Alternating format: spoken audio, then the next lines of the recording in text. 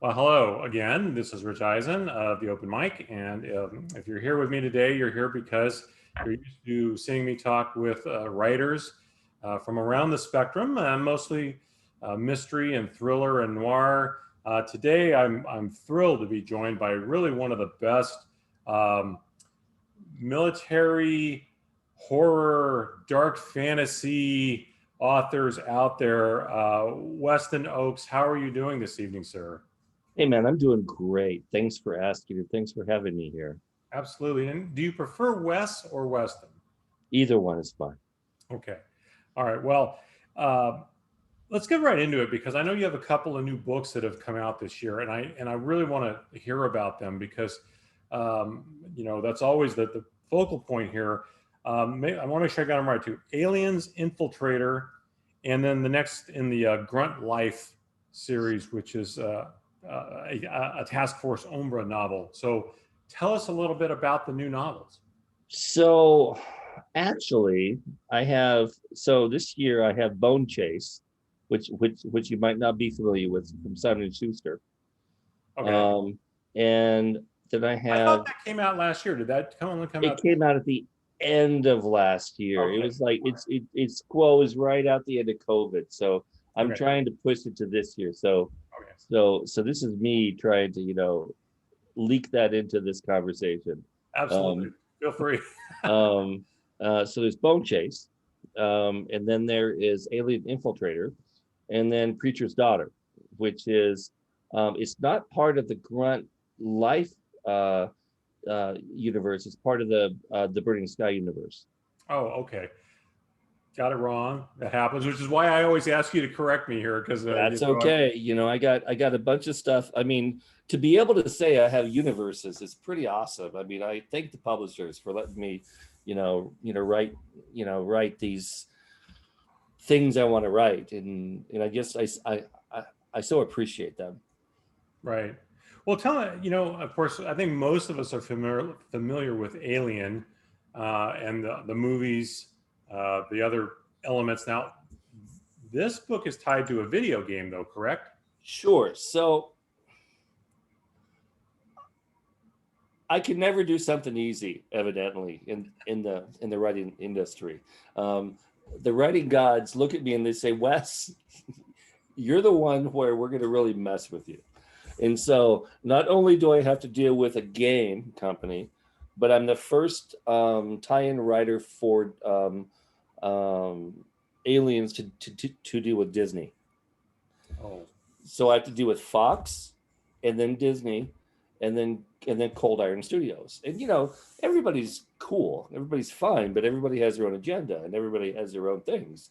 So trying to, we're all a whole bunch of cooks trying to make one pot of rice, right. and I have my version of what the rice is going to be. They have their version of what the rice is going to be.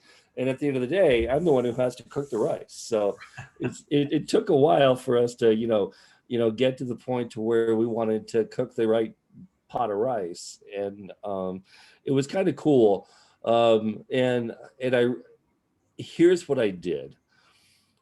I've I've read all the other Alien books, and what I noticed is that nobody ever went down and said, "What's Weyland Yutani like? What's the corporate like?" And so I wanted to make The Office meets Aliens. I wanted to have like this whole office deal where you have people in like this office and they're working sideways with each other, and they have to, every corporate office we've ever worked in, everyone who's ever worked in like a big corporation knows what an office is. Now imagine if in that corporation the end result is aliens. That's what I wrote. I like it. I like it. Well, And so far everybody is just loving it, so it's good. well, it's such an iconic thing. I mean, I remember seeing the original Aliens as a younger person. I was a teenager, I think, when it came out. I was 14. So I think I'm maybe a year older than you. So we're right about the same time. And of course, all of us Yeah. remember just how that movie impacted us. Oh my gosh. So when you see something like that last for decades and decades, I mean, it must feel like a huge responsibility to to be part of that and to be chosen to carry those stories forward. You say responsibility. I think honor. I think it's more of an honor to me because I mean, being part of the franchise is just such an honor. I mean, being asked to be part of it is such an honor. And I wrote a short story in the Aliens franchise a couple years ago, Zero to Hero, in Aliens Bug Hunt. And then I wrote a Predator short story a couple years ago. And now I get to write an Aliens novel. I mean, bucket list. I mean, for a kid who grew up watching Star Trek and Star Wars, like most of us did, right? That's a bucket list thing. I mean, we all want to do that, and I got to do it. So I'm so thankful. It's always nice to hear people be appreciative of things. It shouldn't be as rare and unique I'm making it sound. But I think that's one thing, unfortunately, in the world right now that there's not enough of is appreciation for, even if you're working very hard, and clearly you are. I mean, this is not something you mail in, but it's nice to hear that people appreciate being able to have a connection to something as iconic as this. Well, I grew up from a broken home, like a lot of us do. And, when I was 4 and 5 years old, I lived in a trailer park on the edge of the world in Sioux Falls, South Dakota. And it was just me and my mom.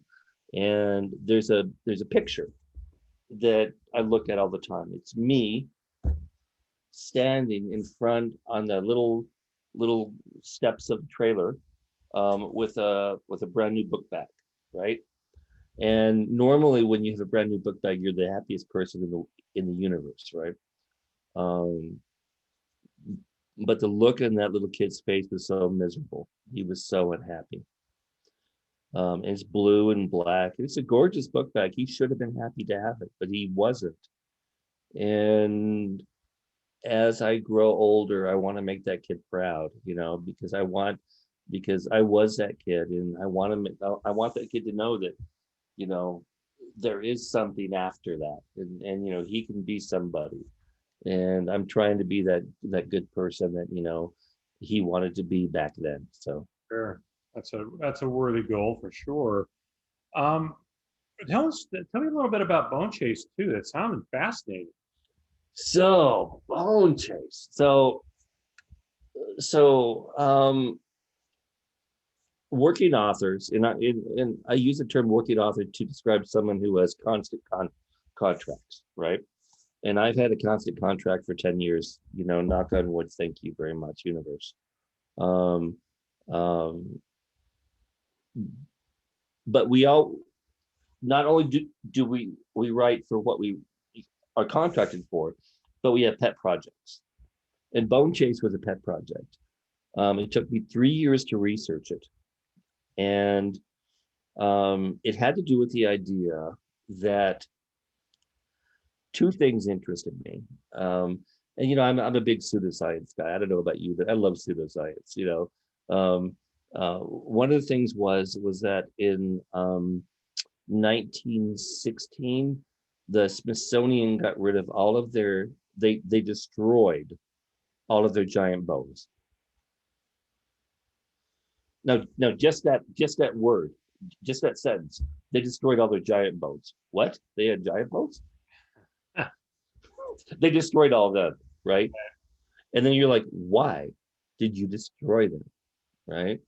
And then you go back to the Septuagint, back to where we're talking about the 70 Greek scholars who took all the different versions of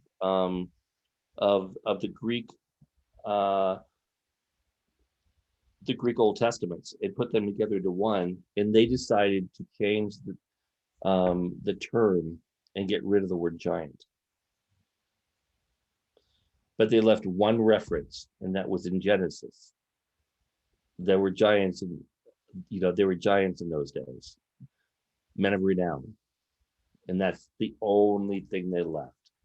So my idea was that giants are real, and there are two competing organizations. One is the uh, um,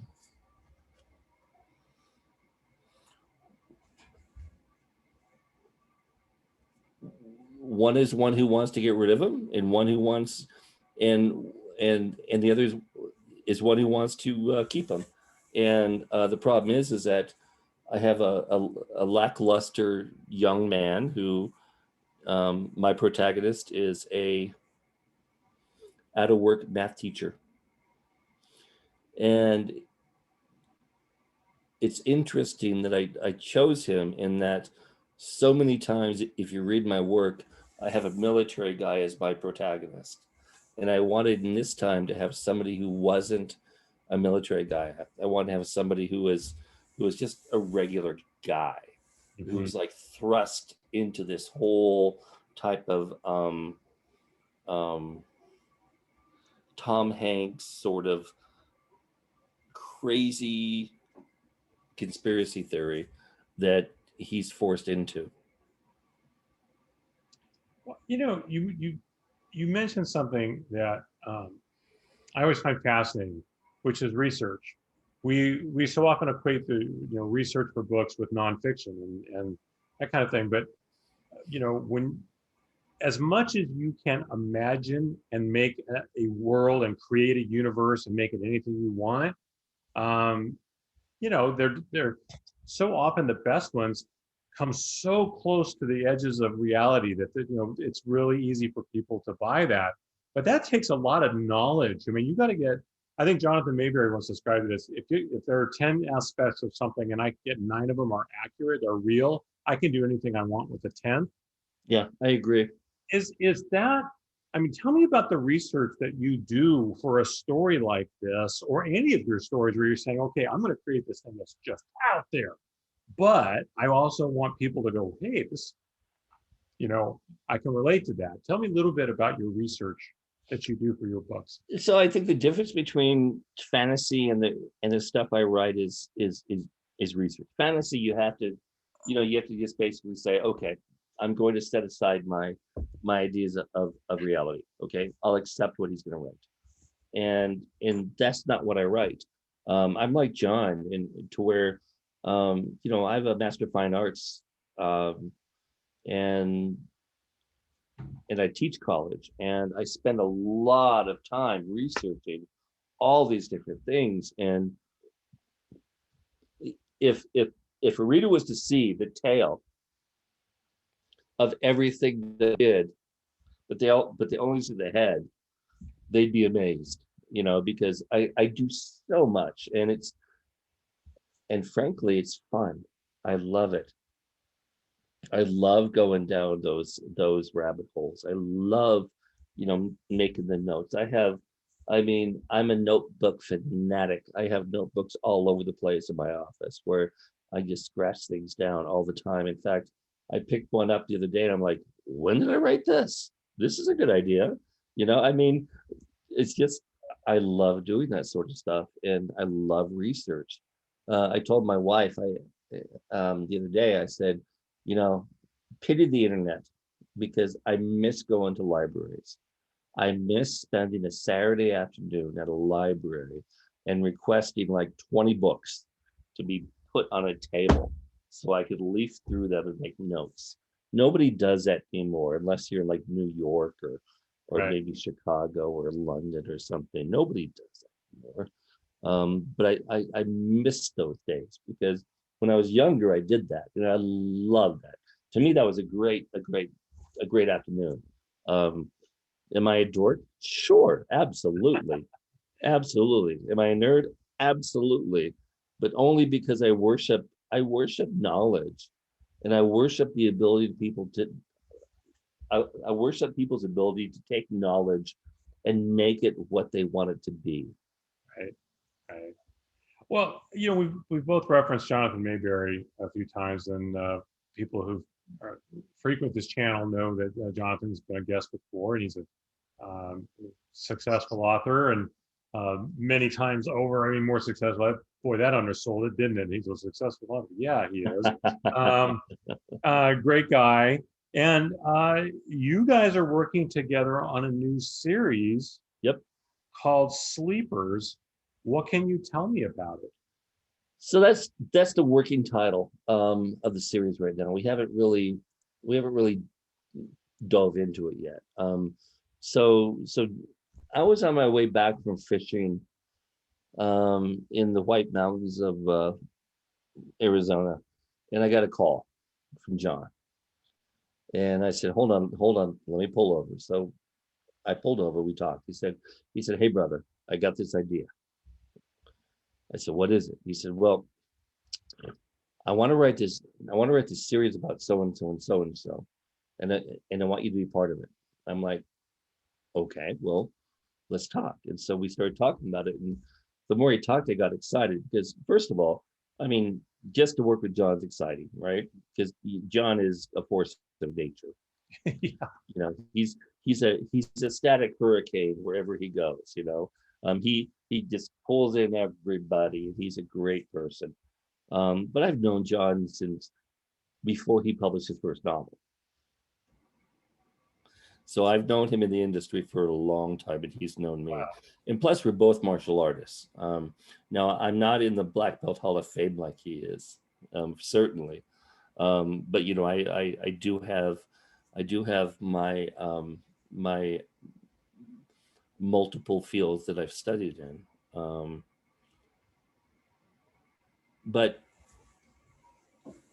what synced it was the idea that he trusted me to come up with, you know, working on the plot for the first novel, because he likes the way I plot things. And so in about 2 or 3 weeks, he and I are going to sit down together on Zoom, and we're going to work on that plot, and we're going to sit down and figure out how this first novel is going to be.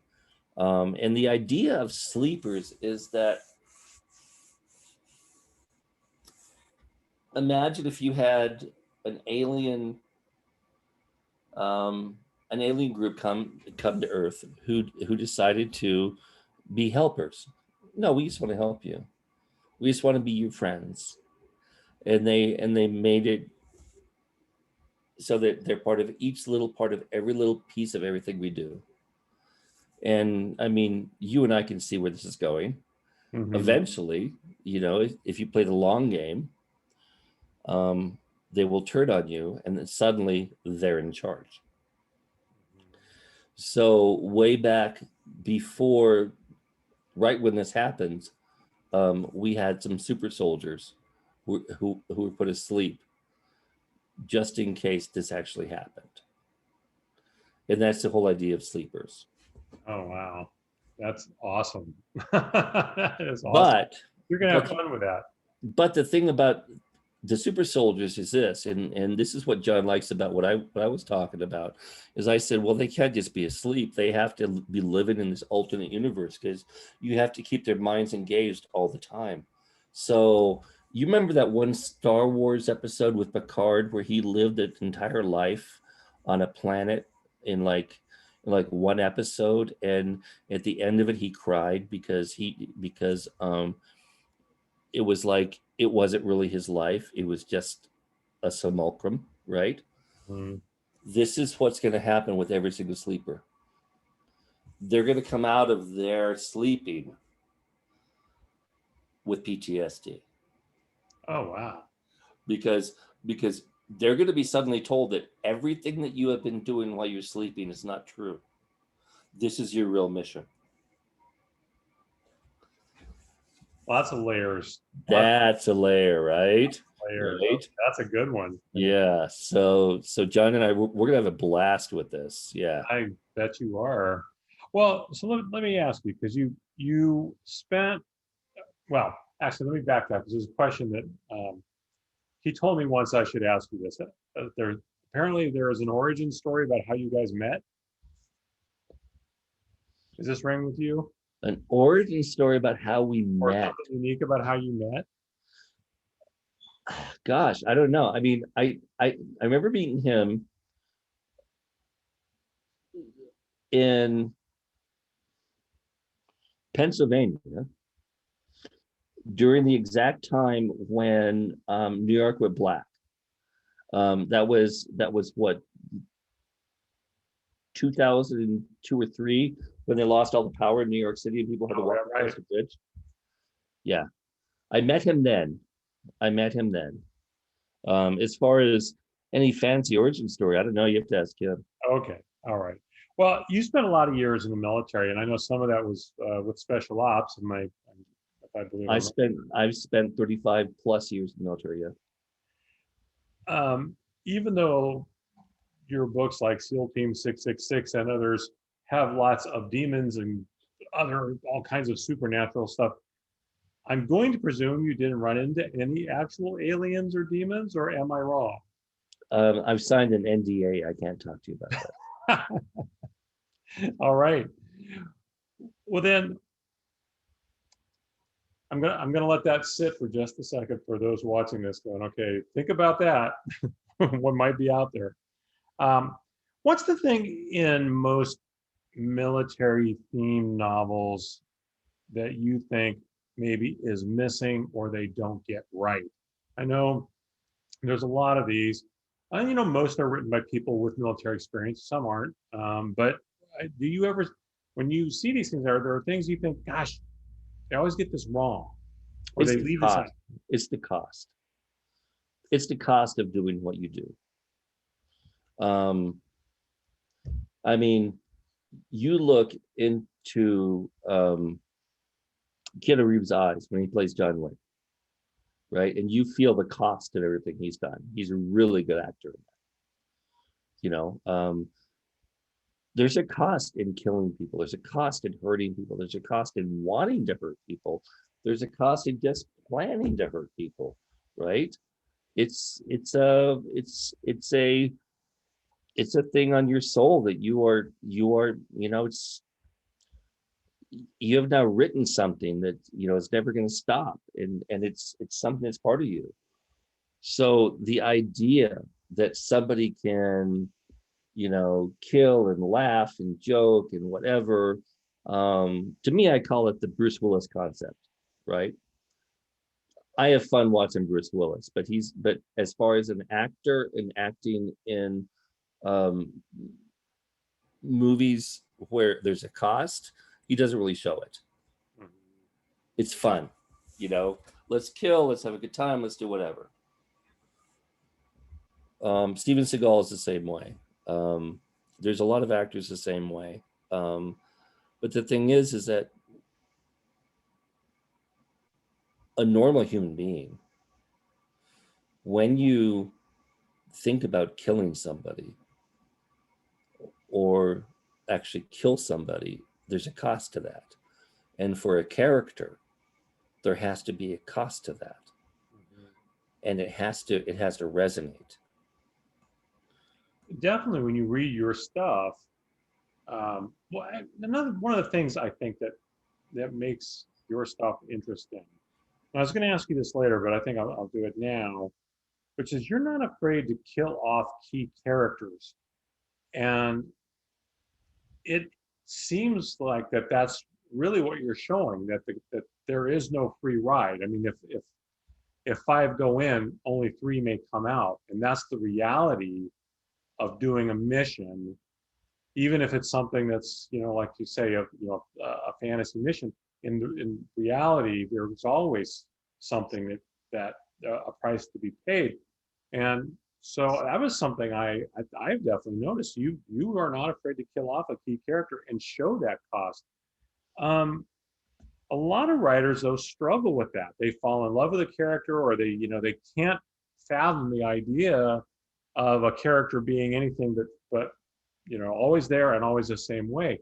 What is tell me your philosophy behind this? Because I know you're not doing it randomly. So what's your philosophy behind it? So you as the reader and me as the author, we have to have trust between us, right? You want to trust me to give you a true story. If every time I write you a story and all my characters survive, are you trusting me to tell you a true story? I mean, where's the tension? Where's the stress? Basically, I've given you all this tension and stress, and there's no payoff. I mean, there's nothing for it. So you probably talked about the first SEAL Team 666 book, right?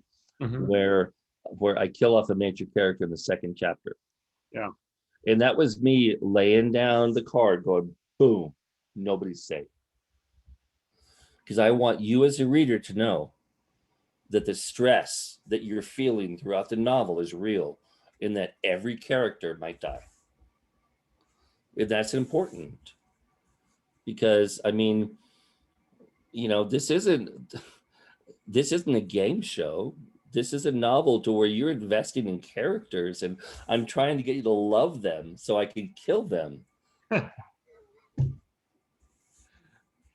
You know, let me follow up on that, because so often in thriller, the plot takes primacy over characters.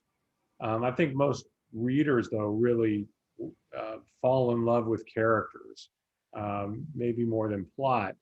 You know, what is your philosophy on this tension between those two things? I mean, as you know, you love plotting, but clearly you're also someone who loves your characters. So how do you reconcile those competing things sometimes? I'm character first all the time. I'm character first all the time. Plot, you've seen every plot there is to exist. You watch Netflix for a weekend, you've seen everything. That's it. I mean, there are no more plots, right? But it's the characters that keep you coming back. And so I give you the characters. I give you these 3 and 4 dimensional characters that have the pluses and minuses and the good parts and the bad parts. They're poets and they're demons. They're great and they're terrible. And I try and make you love the worst of them, because I want you as a reader to doubt yourself. It's like, why am I loving this terrible character? But I want you to do that. That's, to me, that's the challenge of a writer. A plot is nothing more than a construct to make that happen. Right. Interesting. You know, horror, dark thrillers, dark fantasy, has been around for a long time. And like most genres, it's up and down a little bit in terms of popularity, but it has really been a resurgence in the last maybe 10, 12 years. And a lot of it's those great writers like you and Jonathan and others out there that are putting out great work. But why do you think that is? What is driving this new this resurgence in the interest in these kinds of stories? And why do people enjoy having the living hell scared out of them so much? Why do they enjoy this tension so much? So let me take you back to the early 1950s, where we had just won, where the West had basically won World War II, and we defeated Nazism for a while, and we got rid of Hitler, and we're trying to rebuild the world. And the problem is that at that time we now have a nuclear question, to where now we have all these movies and books about what happens with this out of control nuclear stuff. Do you remember that movie Them, with the giant ant, right? Them. And all these movies like that. I mean, Godzilla came out from that time frame. A lot of these movies exhibited our fear of the unknown about what is it with nuclear power. I think certainly in the last 4 or 5 years, and I don't want to really get political, but the last 4 or 5 years, I think that we have had a definite issue about a fear of what America is going to be and what the world is going to be like, because of a lot of the things that we've seen on TV, a lot of things we've experienced. People try to take the White House down. I mean, there's just so many iconic things I can mention, right? So take all that aside, right? That's news. It's so much easier to be scared about something else that's different. Like if it's science fiction, or it's horror, or it's fantasy, or it's a vampire, a werewolf, I would much rather be scared by a vampire or a werewolf than I would to be something in real life. Wouldn't you? Right. Yeah, sure. Because I can close that book. I can't close Life book. Right. And so you ask me why I think there's a resurgence. It's because we want to find we want the scary, and we want to be able to control the scary, because the scary is there, but we can't control that one, but we can control this one. Right. I don't want to keep you too long, but you said something once that I'm good. I mean, dude, we got 8 hours. I'm good. however long you want. I really wanted to ask you about something that I heard you say once, which is uh, treating history as literature, absorbing history as literature. What did you mean by that? And how does that concept impact your work as a writer? When did I say that? I believe it was an interview from it's been a while. It was probably 5 to 8 years ago. Mm-hmm. And I had never heard anyone or seen anyone say that before, but thinking about it, I mean, I can certainly, have my thought on what you meant by that. But for someone like you who is clearly aware at a very deep level of history, you know, um, how does that play into the stories that you create and tell? How does it impact you? So, where were you raised, Rich? In California. California. So I was raised in California. I was raised in Tennessee. In 7th grade, pretty much everywhere in the world, or everywhere in the U.S., 7th grade, I think, is the year that you take your state history, I think. In my state history, I learned the War of Northern Aggression. And I came back to my parents because we just moved down from New Jersey, because my dad was a traveling college professor, and we moved down to Tennessee. And I told my mom about that, and she said no, it was called the Civil War. And so I came back to my class, and I told the teacher, I said, wait a minute, this thing you call the War of Northern Aggression is called the Civil War. And she says, honey, there was nothing civil about it. And that was the last I was allowed to say to talk about it. So history is literature. It's all about who frames it. And if you're in charge of framing a particular history, then of course you're in charge of how it ends up. Now, luckily, I had a lot of smart people in my family who helped me out along the way, but there's not a lot of people who I grew up with who have the same advantage. And the thing is I think I've always looked at, when people when people say that this is the history, I step back like 2 steps, and I look at something, and I'm saying, is it really? What is that history? And a lot of times story comes from there, but most of the time it's just understanding, and it's a sort of understanding that you have to keep to yourself, because I mean, it's not nice to talk to it in polite company, right? I mean, you're not going to be invited to a lot of parties if you start talking like this, even because they're like, oh, look at that cantankerous Ochse. Look at that Weston guy. Don't invite him back, because he's all about, he's arguing.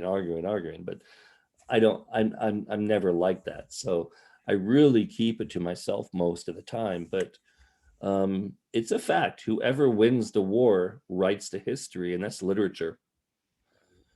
And it's not necessarily the fact. It's not necessarily what happened. Right. Got it. I think every writer dreams of writing this book that is a huge success, and then gets optioned to Hollywood and gets made into an epic film, He makes a bunch of money and all that good stuff. It's pretty unreal um, how often that doesn't happen, actually, for most writers.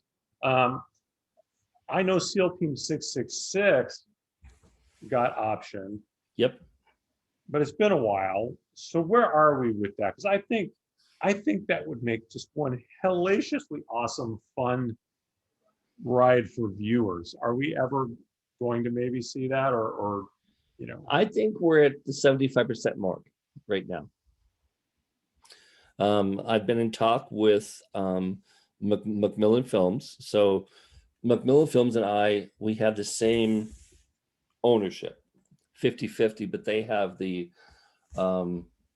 have negotiating rights because they were the initial publishers. And I've been in talk with Seven Bucks Productions, who is owned by Hiram Garcia and Dwayne Johnson. And it's called $7 because when Dwayne Johnson went to Hollywood, he had $7 in his pocket. And I think that's just a great thing. So here's what I know. They now have a really solid screenplay after several different screenplays have been turned in. One screenplay, by the way, was turned in, and Dwayne was recorded saying, "Oh, you know what? This is good, but I want it like Weston wrote it." Win. I win at that point. Yeah, I win. The Rock's talking about me, so I win. And then we have a solid screenplay. The Rock wants to do it, and they are presenting a major pitch to a major actor this week. Whose name if I told you, you'd be like, oh, hey, we all know, but I can't. This is Fight Club. I can't talk about Fight Club. Yeah, well, we can all imagine. I wish you all the best on that, because I think it's one of the most interesting concepts that I've read, and it was an enjoyable as hell story. I'm just telling you, folks, if you haven't read it, I know it's 10 years old now, and there's more that have come, but the concept I wasn't familiar with, and I will tell you, I'm a hard sell, and I thought it was fabulous. I think it'd be a great movie. I really do. I'm gonna put fingers crossed right here. It'll either be a movie or a TV series, one of the two. Excellent. I mean, I think in this day and age where we see the work that Amazon and Netflix and Hulu and Apple are doing, why not, man? The production values are there. So, I mean, it's incredible the production values, right? I mean, Netflix and Hulu. I mean, oh my gosh. Yeah, whatever it takes, man. Whatever path. But I'm looking forward to it. I'm going to keep a good thought for you. Like I said, I'm a kid from a trailer park, so I mean, the fact that I could even be talking about this is just incredible. I mean, oh my gosh. You know, one thing I like to at least ask a few questions about process when we do these things, and I know I asked you one about plot and character, but I also want to ask about writer's block. So I think every writer struggles with it, and I think writer's block is different from the people who talk about writing and then just never put their butt in the seat and do it. That's different. I'm talking about writer's block when you have ideas, you've done it maybe, and even there's not there's no poser factor. You just can't seem to get from A to B for a day or two or however long. How do you manage that? Does it ever happen to you, first of all? And if it does, how do you manage it? It did early on, but I've not had writer's block for the last 10 years. I just write. How did you conquer it then? What I tell my students is this. I ask my students, I say this. I say, how much have you had published? And they say, well, nothing. I say, well, okay, good. What advice are you taking? Well, I tell myself I suck. Well, if you've never published anything and you're telling yourself you suck, then why are you taking advice from yourself? You don't know anything. And then that's it. I mean, people take advice from themselves. they're their own worst enemy. They think that they're terrible when, especially if you're a new writer, you think you're horrible. But guess what? You don't know anything. You have nothing published. You have no wasta. You have no way to tell if you're good or bad. So just write. It's all self-doubt defeated. Right. That's right. Well, I like to end on what I hope is a fun question. I mean to be a fun question, and I'm going to present you a scenario. And what the scenario is, I have the power to put you together for a conversation, dinner, hangout, drinks, whatever you like, with any one of the following three options. Who would you choose and why? And the options I'm going to give you today are Aleister Crowley, Genghis Khan, or the Trung sisters, Troc, and I believe probably it's pronounced Ni or Nai, the Vietnamese sisters from the 15th century who beat back the Chinese. Do you have one of those that you would choose to hang out with if I could make that happen? Gosh, definitely Genghis Khan. Yeah, definitely Genghis Khan. And I would ride the horses with him. We'd sack a few villages. We'd drink some wine, and then at the end of the day, I'd be like, hey, why do you do this? I mean, what makes this exciting for you? Because, I mean, what's too much? I mean, you already own everything you see all around you. What do you want more? And I'd like to hear what he has to say. I think that's the question of our times, isn't it? For a lot of people, you have so much. Why, what is enough? Or it is, especially for somebody from his time, where over the horizon, you could almost say it doesn't exist to them. Right. Yet he wants to own everything over the horizon. Well, Weston, I really appreciate it. I hope this wasn't too painful for you. I know I enjoyed it. I love your work. You're a fabulous writer. Hey, thank you. Very insightful commentary here. I really, like I say, I appreciate it immensely. I look forward to Sleepers. I have so much new stuff to read. It's one of there's many best parts of doing something like this. One of them is just getting an opportunity to talk to folks like yourself, but also I discover so much new work. And I really encourage anybody who might be watching this, especially if you're discovering new authors here, discover their work, absorb it, take in stuff that you maybe wouldn't read any other time. And it's really enlightening and invigorating and makes life worth living in so many ways. And I know I usually have 7-8 books going at a time, which is both chaotic and thrilling at the same time. But there's no such thing as having too many good books to read. You just keep reading them, man. It makes life better, I think. And so, anyway, that's my spiel. May I give a shout out? Please do. So, at the end of these, I'd like to talk about a poet, an author, and an old author, and I want to give a shout out to all of them. So Linda Addison, for being just a wonderful poet. I want to make sure that anybody who loves poetry, look her up. John Horner Jacobs is a wonderful author who, in my opinion, doesn't get enough attention, and he has written just an incredible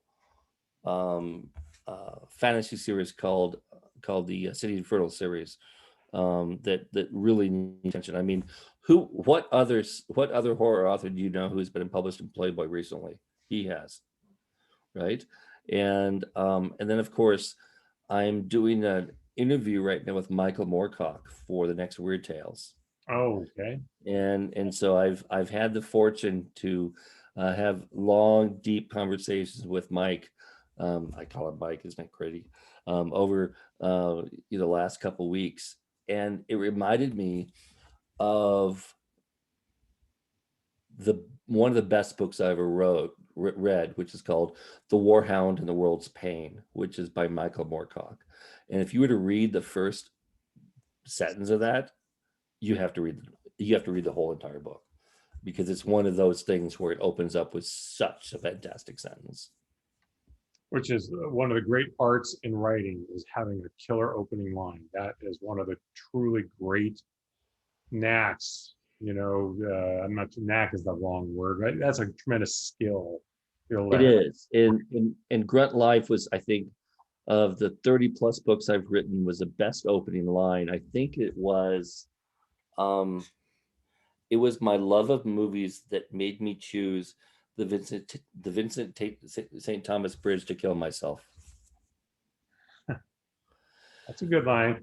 And then, of course, you want to read the next love of movies. What movies? So yeah. Which movie made him want to kill himself? Because I don't want to watch that one. Weston, thank you again very much. I really appreciate it. For those of you out there who, I hope you enjoyed it as well. Keep checking in. If you haven't done so already, please hit the subscribe button. Because hey, you're not going to get a better chance to hear from really, really good writers and successful folks like this anywhere else. So check us out. All right. And for myself, for Weston Ochse, this is Rich Ehisen, and this is The Open Mic. Take care, and we'll see you next time.